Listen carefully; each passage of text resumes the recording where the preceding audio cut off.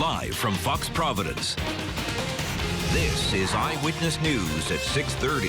Coverage you can count on. Eyewitness News tracking the big stories for you tonight at 6:30. Former New England Patriot Aaron Hernandez is indicted in another murder investigation.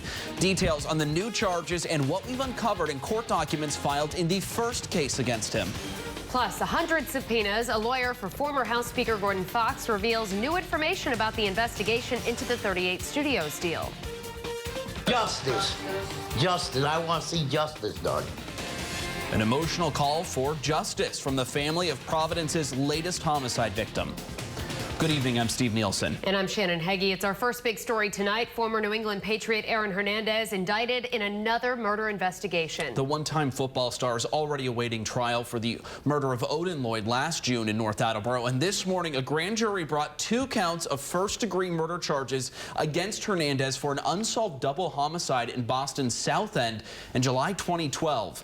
Eyewitness News reporter Susan Campbell has been on this story all day long, sifting through court documents. She joins us now with what she's uncovered. The Suffolk County District Attorney says investigators have been working this case relentlessly for nearly 2 years. He says there were 80 exhibits and more than 24 witnesses presented to the grand jury, all leading to today's indictment. He's already an accused killer. Now former Patriot star Aaron Hernandez has been indicted on 2 additional murder charges, this time for a double murder in Boston in July of 2012. Mr. De Abreu and Mr. Furtado were ambushed and executed. The Suffolk County District Attorney says the shooter was Aaron Hernandez. He says Daniel De Abreu, Safiro Furtado, and Hernandez were at the same nightclub just before the murders. But their chance encounter inside the club triggered a series of events that culminated in these murders. 3 other men were also in the car with the victims. One was shot in the arm. The other 2 escaped injury. At the time, eyewitnesses told police a person driving a silver SUV with Rhode Island plates pulled up to the victim's car, opened fire, then took off. There were a number of significant developments in this investigation. Those developments include the recovery of the car Hernandez used during the murders, and which he later hid in a relative's garage in Bristol, Connecticut, and the recovery of the murder weapon from an individual with ties to Hernandez. Hernandez is also facing a murder charge for the execution-style killing of Odin Lloyd, who was shot to death in an industrial park in North Attleboro last June. What link, if any, between the 2 murder cases is there? We have no comment on that. As we've reported, court documents reveal a security supervisor at a Boston club overheard a conversation which allegedly connects the 2 cases. Hernandez has pleaded not guilty to Odin Lloyd's murder and is being held without bail. The DA says the victims in the double murder had no ties to gangs or any other criminal activity. With the mobile newsroom, Susan Campbell, Eyewitness News. And tonight we're also learning more about the other murder investigation involving Aaron Hernandez. We've obtained court documents that were filed just today by Hernandez's defense team. Among them, a motion to dismiss the murder and weapons possession indictments in connection with the murder of Odin Lloyd. According to the motion, the defense claims prosecutors never established probable cause that Hernandez murdered Lloyd or even participated in the murder. They also claim no forensic evidence was presented linking Hernandez to the deadly shooting prior to the indictment. The defense today also requested specific evidence from prosecutors, including names of police officers that were present at Rumor nightclub the night Lloyd was murdered, along with information on a person only identified as B or G, who's said to have provided information linking the Odin Lloyd murder to the double murder in Boston in 2012. This afternoon, alleged Hernandez accomplice Ernest Wallace faced a judge to answer to first-degree murder charges. Ernest Wallace pleaded not guilty to the new charge. Previously, he pleaded not guilty to accessory charges along with Carlos Ortiz in the shooting death of Odin Lloyd. Today, the district attorney's office spoke to Eyewitness News about the new charge. It's been a meticulous investigation since last June. That investigation has been ongoing for 11 months now. And, information was presented to the grand jury, and the grand jury chose to indict. What that evidence is, it'll come out in due course through the court system. The same evidence, new charges. And Mr. Wallace is looking forward to his day in court when he can defend against these charges based on the facts and the law. Ernest Wallace is due back in court on July 7th.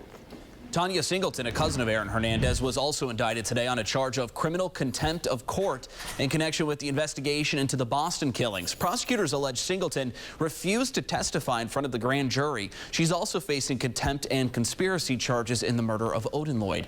And make sure you count on Eyewitness News to stay on top of both murder investigations involving Aaron Hernandez. Our coverage continues tonight on Eyewitness News at 10 on Fox Providence and Eyewitness News at 11 on WPRI 12. You can also find the latest developments anytime on WPRI.com. Our next big story, we're working new developments in the 38 Studios scandal. A lawyer for former House Speaker Gordon Fox appeared in court today trying to quash a subpoena issued to his client and revealing a lot more about the investigation. Now, today's revelation comes as the House Oversight Committee continues its analysis of whether the state should continue to pay back the 38 Studios bonds. Eyewitness News reporter Jared Pliner is outside Providence Superior Court with the new developments.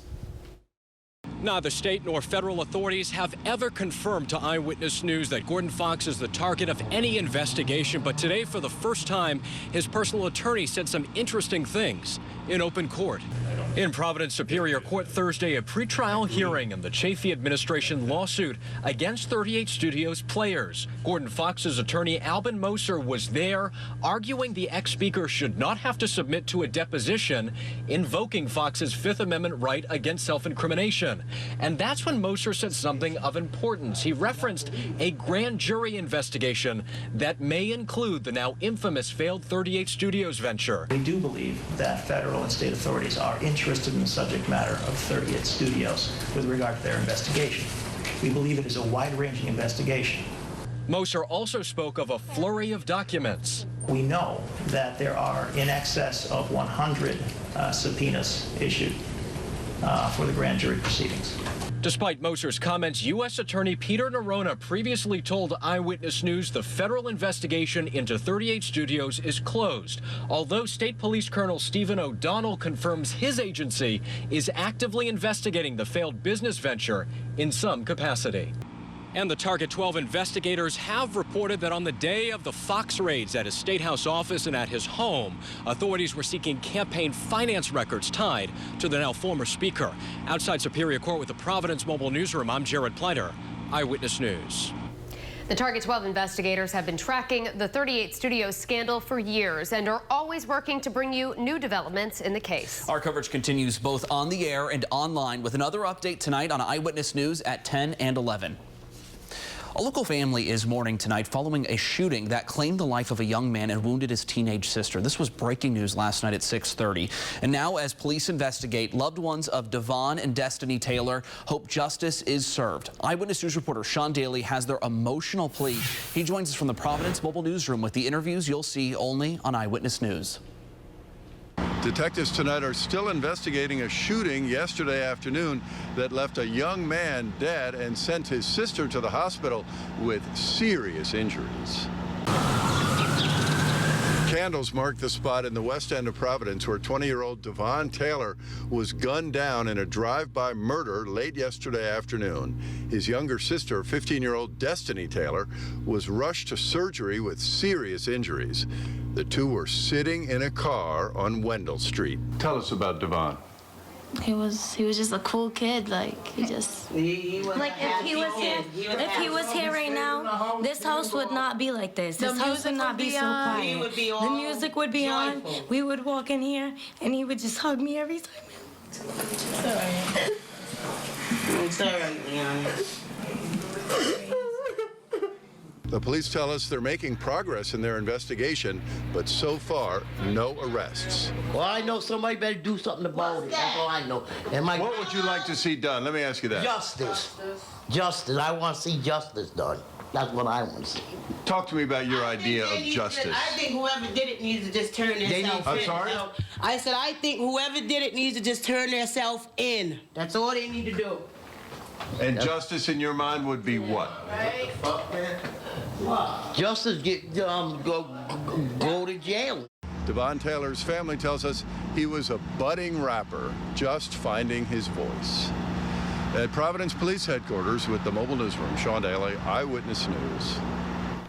And new at 6:30, more charges are brought against two suspects in a Christmas Eve murder in Pawtucket. 20-year-old Daquan Watts and 17-year-old Jose Lopez were already facing first-degree murder and conspiracy charges in the shooting death of 21-year-old Ryan Almeida. Today, we learned both are also charged with discharging of a firearm while committing a crime of violence and also carrying a firearm without a license. Now, here's Chief Meteorologist Tony Petrarca with your first forecast.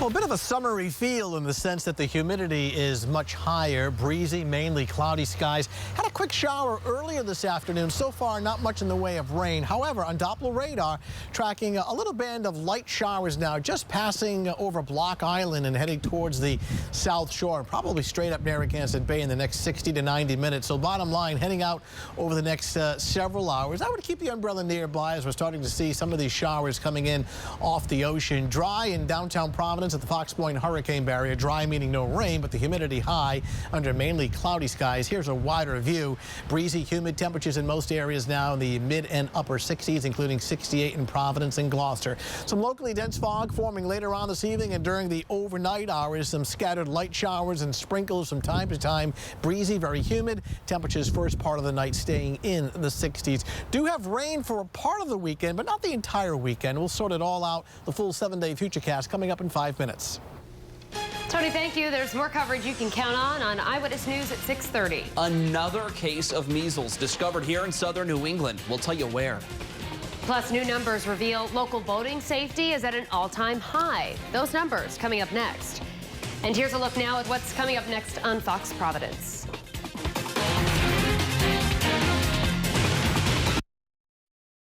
Get more breaking news from the online leader, WPRI.com. Brought to you by Cardi's Furniture. Nairobi offers same-day mattress eye delivery 7 days a week.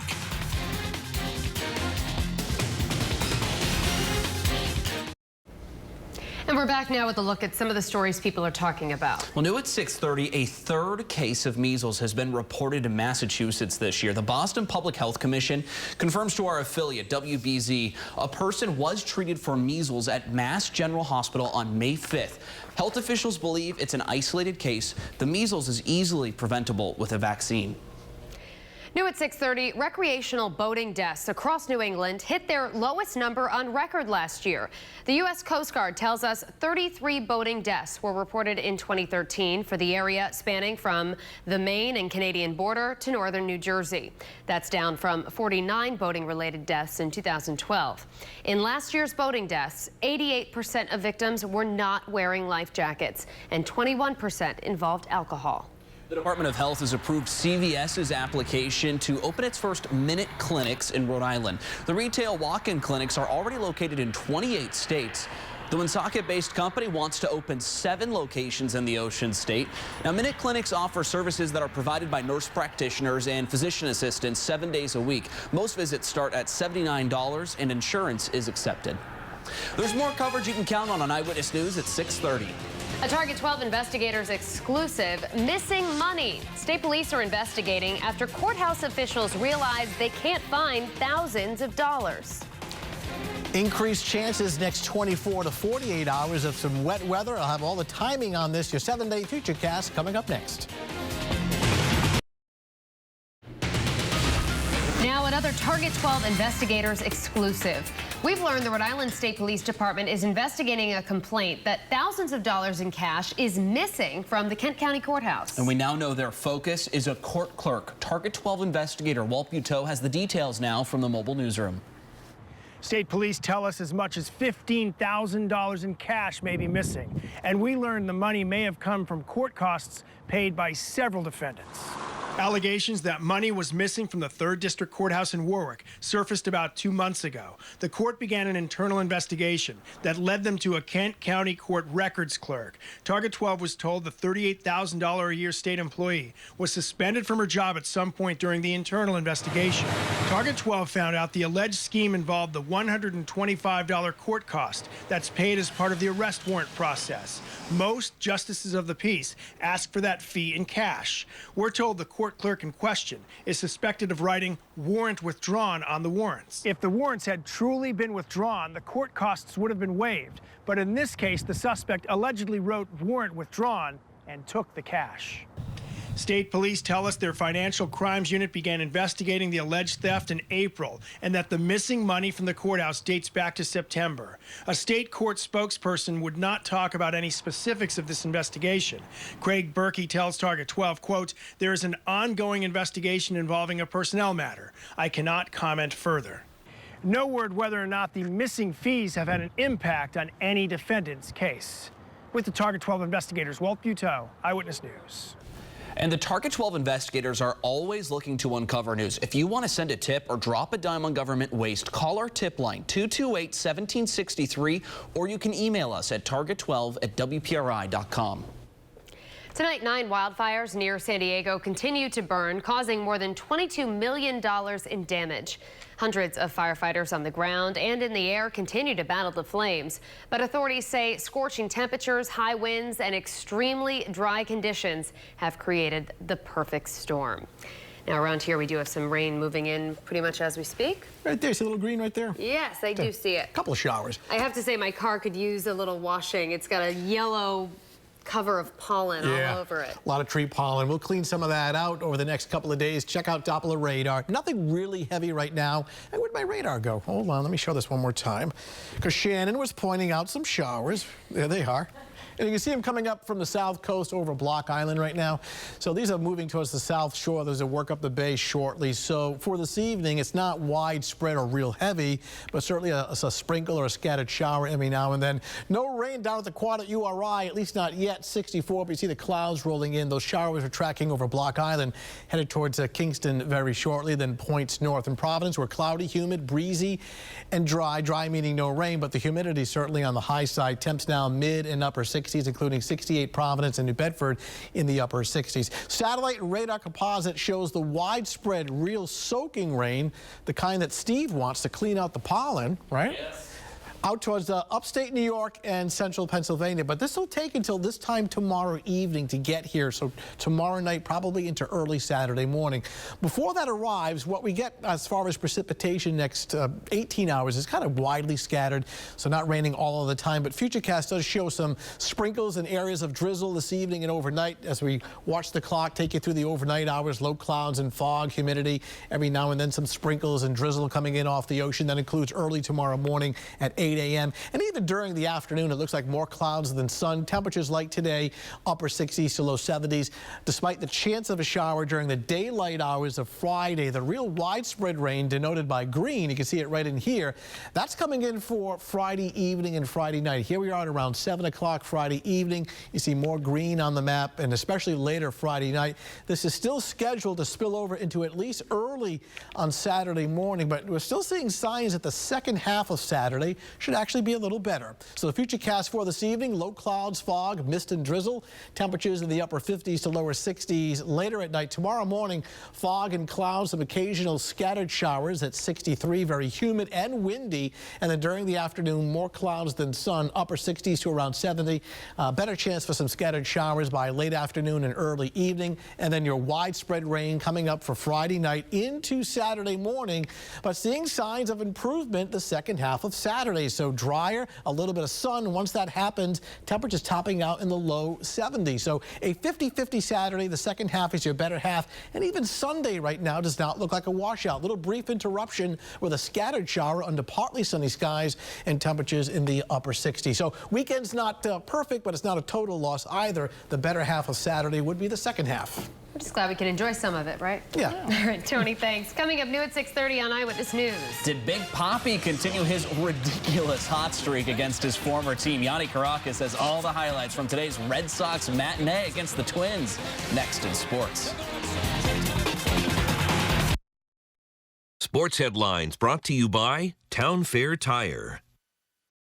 You're watching Fox Providence.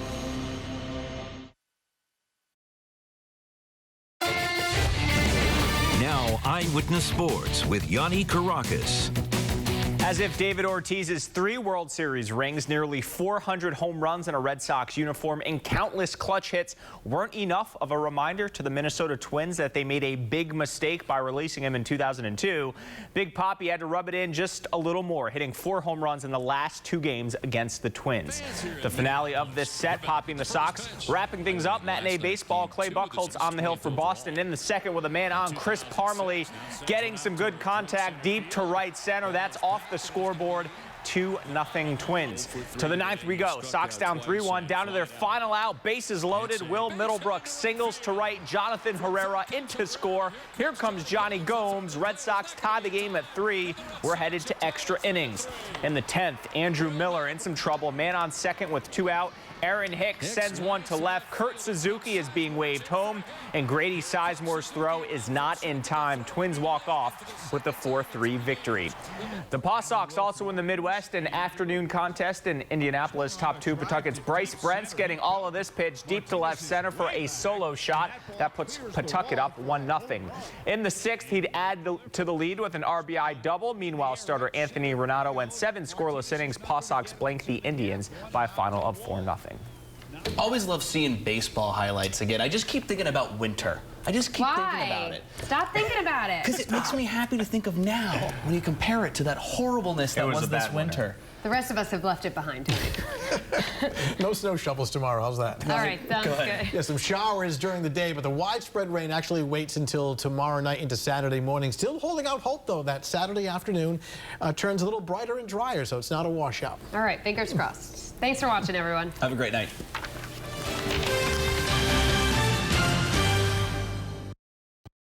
Tonight at 10. Cash, cars, homes, high-priced items, all seized by local law enforcement. And the Target 12 investigators learn, even if you're found not guilty, you may never see your stuff again. The government has all the leverage. Now, Tim White searches town by town, showing you what's been seized. You seized a house. The entire house, yes. And reveals where it all ends up. Police property. Tonight on Eyewitness News at 10 on Fox Providence. On the next TV maitre d', my friend Nick Raybar. Hot new Bistro 22. Stylish Centro Restaurant and Lounge. And we'll savor Federal Hill with Cindy Salvato. See you this weekend.